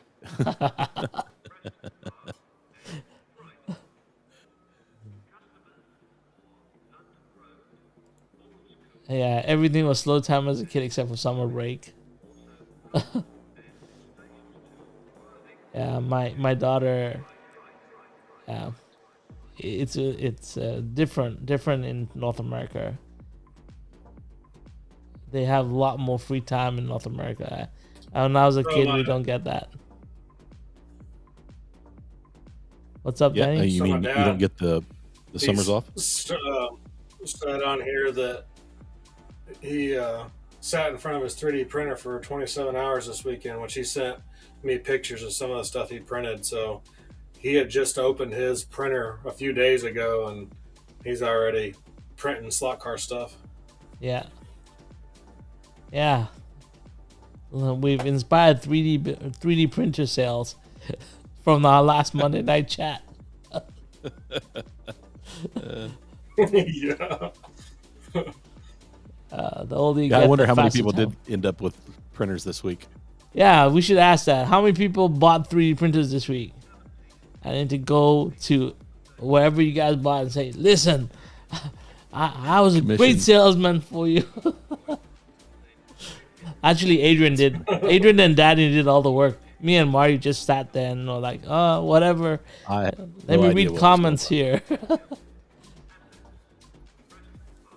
I wonder if That was a Anycubic lot. got any more sales. Neil, I have asked the fingers to come on my show plenty of times, as I'm sure Marty has too, but he is a very busy man and he cannot make it to the shows. He loves to support by being in the background. He said this many times to me. But yes, I have Yep. asked the fingers to step onto my live stream, just like Marty has asked his brothers to step on the live stream many a time. Dusty, here Yeah, we go. I can only get him in the background. Exactly. But you know what? That's the fingers. Slot art, the greatest gift someone can give is A reverse slot. I need to send him a car. I need to send him an Elva, break his track record. Yeah. The M6A. I need to send him a Thunder slot. Yeah. You know what we need to do? I We know just need Kirby to, says he has 40 hours printing brackets. I probably have 150 hours or so printing borders for my track. I imagine. Gary asked me, Roll, does Slot Car Corner have bigger chassis jigs? And what price are they? Because I have a small one, about 4 or 5 inches long. I bought mine. Actually, George sent us all the link to the one from Amazon. Like, he's talking about the ceramic plate, right? The jeweler's plate. Yeah. Yeah. So we Yeah, bought I think ours so. from Amazon. So that's where I bought it. It's a jeweler's plate, right? And you can get them in different sizes on Amazon. I think mine is a 12 by 9. 12 inch by 9 inch plate. I have both. I have one from Amazon and one from Slot Car Corner. Yeah, I've never bought the one from Slot. I actually only have one. I have the ceramic one that George asked me to get. The only thing that I'm missing is actually all the brass to get going on scratch building.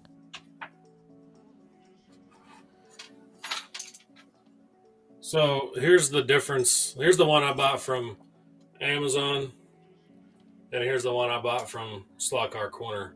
Now there might be bigger ones on Amazon, but I got the bigger one from Slot Car Corner. Yeah. Yeah, what size is that, Daddy? The one you got from Amazon. I don't have a Yeah. tape measure. Let me. Yeah, it's a I got jeweler's. one in here. Yeah, I think what it's called on Amazon is a jeweler's plate, right? That's what it's called. It's not called a chassis setup plate. It's just a jeweler's Is a jig jeweler's or jig. something. Yeah. And you find that on Amazon, and it's a big enough size. You can get them different sizes. Ceramic plate with the holes, and then you can use. I just use finishing nails to pin my stuff. I didn't get the nails from, or the pins from Slot Car Corner. I just got finishing nails. They fit right through it. So it looks like the Amazon one that I have is about 5 inches by 3.5, and then the one I got from Slot Car Corner is about 8 inches by 5.5. Okay. Yeah, so I hope that answers the question. Clearwater, how's the racing league doing? Which racing league, Clearwater? If you're asking about the Global Racing League, we are set to start in October. So far, we've had the track set up, so we know what 4 tracks we're running on. We have our car classes set up, and everyone's in the process of picking and choosing the cars they want to run. It is a Carrera-only event for the first one, and it's going to be a lot of fun. We have some tuning only in the third and fourth round are you allowed to tune. Otherwise, the first and second round are box stock. But yeah, that will be coming out in October. So I'm prepping everything for the Global Racing League. On that note, I did buy the domain for that. So it's scgrl.com. So that's set up. It's getting set up. Yeah.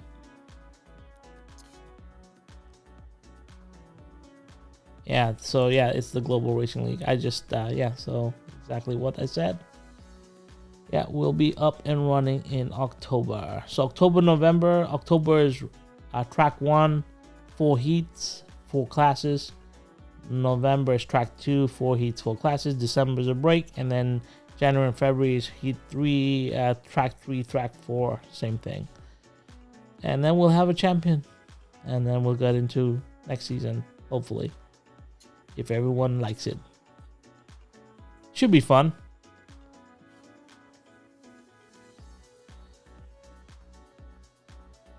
I'm ready. Yeah, I know, Danny. And he's chomping. Sean Casey is chomping at the bit too. Nice. It should be fun. I still need to buy a truckster. Yeah, I'm waiting for the Aston Martin livery one to come out, the British Racing Green truckster, if they release it this year. Because Carrera, like I said, they showed us a lot of cars, but none of them will come out yet. So I don't know what's going on there. Anything. Yeah, but I do want the Racing Green truckster.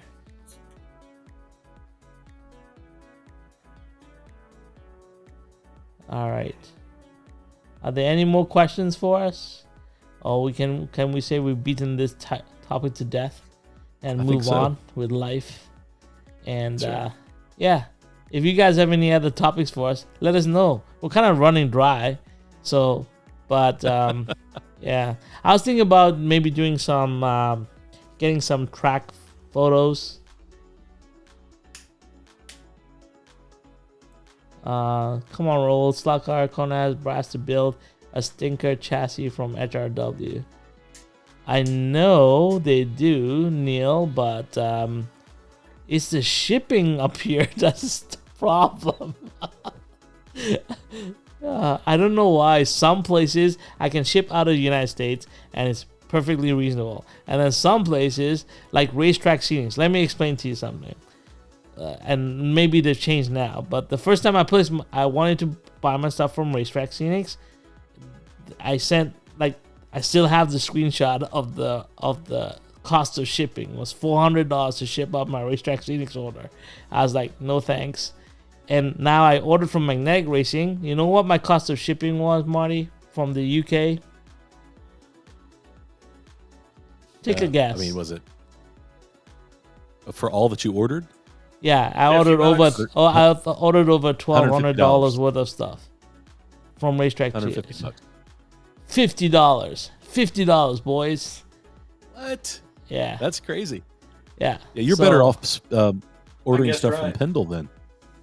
Yeah, so I was thinking, like, I'm starting to look at the UK and stuff and seeing what can ship out of wherever now, right? Are you, Raul, I don't know if you can see this. Are you responsible for this? Yes. Are these yours? No, Daryl bought them, but I'm not coming down anymore. So, by the way, that's another announcement. I'm not coming down to the United States. Unfortunately, Massimo can't make it. So we're going to try and reschedule. But we'll just reschedule. Daryl was kind enough to do some crazy stuff down there. But I'm not coming down, Daryl, so I guess Marty will hold on to them, I'll ship it to you. You're going to ship Or I'll put them in all my cars. Yeah, you do that. You do that, Marty. No, I'll ship them to you. Okay. Those 22.5 motors are... You just broke up there, Marty. What were you saying? I said those 22.5 motors are nice, the ball bearing motors. Yeah. They're great motors. I'll ship them to you. Yeah, nice. Your track looks good, Ro. Thank you, grandson of man. Races, not so much. They're newbies. We can get Raul a care package together. That's right. Then grandson, man, they're newbies. They did like they're just brand new racers, and know what? That's the joy of stock car racing. You don't need to be a tuned racer. I thought it was amazing that they decided to do that race out of their own like whim, like they wanted to do it. Because I had them race on the Lego track, and they started to crash into each other. I was like, okay, let's put you guys on a real track and see how well you guys do.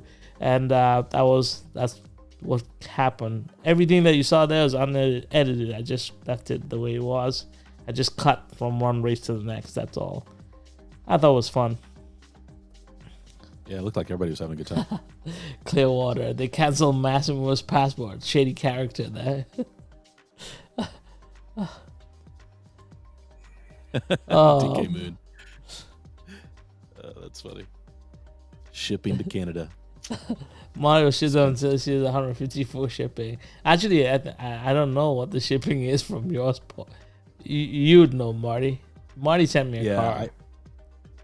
It wasn't that bad, but it was I made it fit what the post office wanted.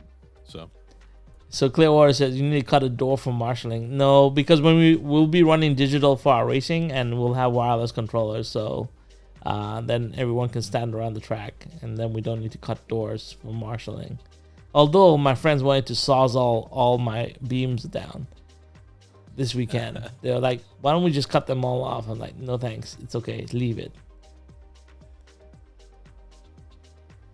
Grade A sportsmanship. Roll, let's discuss your track running through a wall. What would you like to discuss, John Albright? I'm open to all discussions about the track running through the wall. I think it's pretty awesome. I have a lot of line of sight issues with the track. Little tunnels. Yeah. But if you stand in the front and look all the way back, you can see the whole track. But once the Lego City is built, boys, nobody's going to see that back straight. I'm telling you. Because right now, the Lego City is not complete. So once all the buildings are in there, it's going to be great.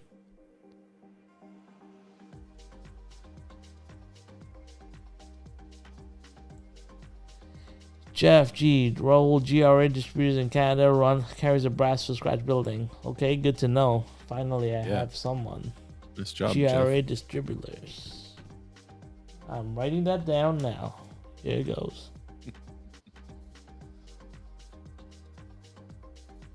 Yeah, I know there's got to be brass suppliers here. So thank you for that.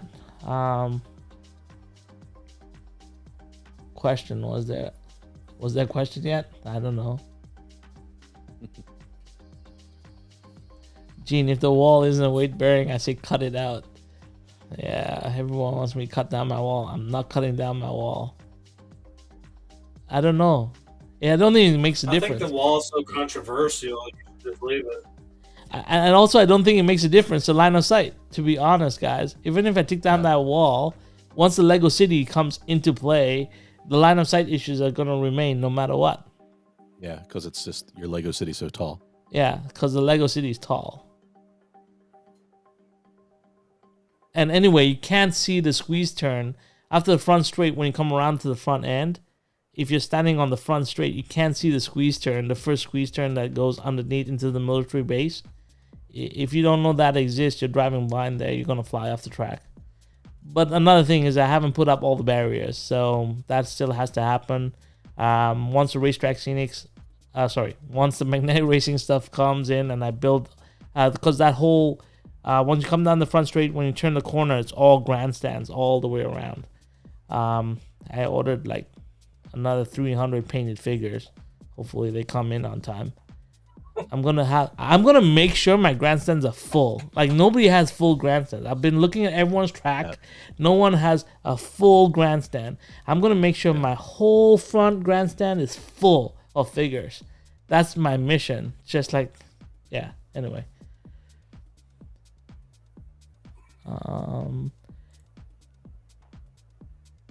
See Well, if Swift you're not slots. going to US, come down to Niagara with Marty. Well, Marty is supposed to come up here, and I'm supposed to take him all over the place.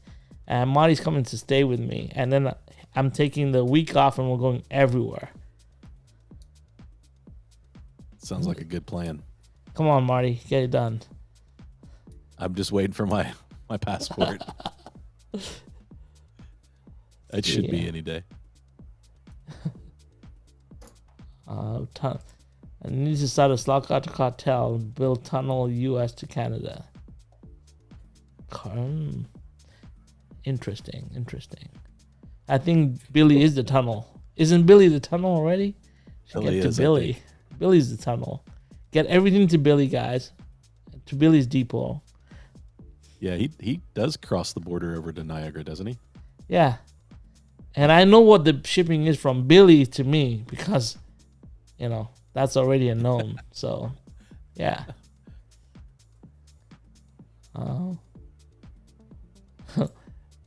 Why be so shy? Let's connect the whole world with slot car tracks. Yeah. I don't know how much jumper cable we have, but that's a lot of jumpers, boys. Sunny Slot Car is only like 3 hours away from Toronto. Yeah, we're digressing now. We're clutching straws here. Anyway, I think we've kind of exhausted the evening. I think we have. I think we've run out of things to talk about. Yeah, talking about next week, I was thinking about doing some. So I want everyone to kind of submit tracks, and then me and the whole crew will go through the tracks and see what we like, what we don't like. We'll start with mine, and you guys can bash it to bits. I don't care. Yeah. I'll submit mine too. Oh yeah, another question, guys. Did you guys cringe every time a slot car got hit on Lego City, or was it just fun? Because I was worried about that. I thought it was hilarious to watch cars being hit, but I thought it was fun, and that was your plan with that layout. Yeah, So. with Lego cars, but real cars is good enough hitting as well, so it's kind of cool. Rose tunnel through the wall is practice for building. It's not a tunnel. I have no tunnels through my wall. It's just he took the drywall off. There was no drywall. I'd framed a room in the pillars. Yeah, I framed the room. I was like, oh, I'm gonna make a gym in here, and then I was like, you know what? I'm cutting my basement in half. I'm just gonna let the soccer track run all the way across. It was the only way I could get my 28 footer. So it was fun to put a 28-foot track down. I'm surprised it's happened, Marty. Yeah, it's pretty cool. It is cool, man. It looks Yeah, great. Smash Up Derby was fun. So we have ideas for that. We want to, the jump. We're trying to do a competition where we do a target, like a landing pad, and we're going to see how far the slot cars jump. So so you guys like that? That would be fun. And it's all done by my friends, by the way. I only operate the cameras. I watch them have fun, and I enjoy it. And the banter. If only I could. But some of the stuff is not good for YouTube. Because some of the stuff they say is just terrible. You'd have to mark it, not for kids. It's already marked. All my videos are marked not for kids. Same. Yeah. You have to add Yeah, the mine E too. Yeah. for I don't know explicit. when I'm gonna let it fly. Yeah. Well, if I put the videos raw on the Crash City, I'll definitely get a copy. I don't know what strike. YouTube might ban me because the stuff that was said is not repeatable. The fingers. It happens. It happens to fingers. I can't help it. Yeah. Anyway, It happens. what's New that? car. Fly? Yeah, it's a fly. Lancia. Yeah. I have so many fly cars, but they're the older ones. And then I have the ones that are weathered. I have a couple of the weathered cars. Those are fantastic. I like those. Yeah. They're Yeah. a fly car. Oh, that's cool. Yeah, it's a good one. Yeah, John Albright, I totally get it. Line of sight was not something I was actually even when the military base is up, it's going to be even worse. because that's not put up, and that has bunkered walls. So that's going to be really interesting.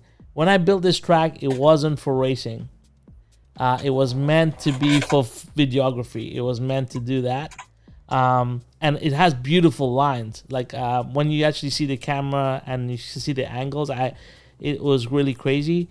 But now people want to race on it. So I'm not going to stop them. It's up to them to understand the track. When I race 124 digital on the double Cobra, it's all blind. So you really have to get tuned up to the car, and you need to run a lot of laps on the track, and then you get used to it. So that's the way I look at it.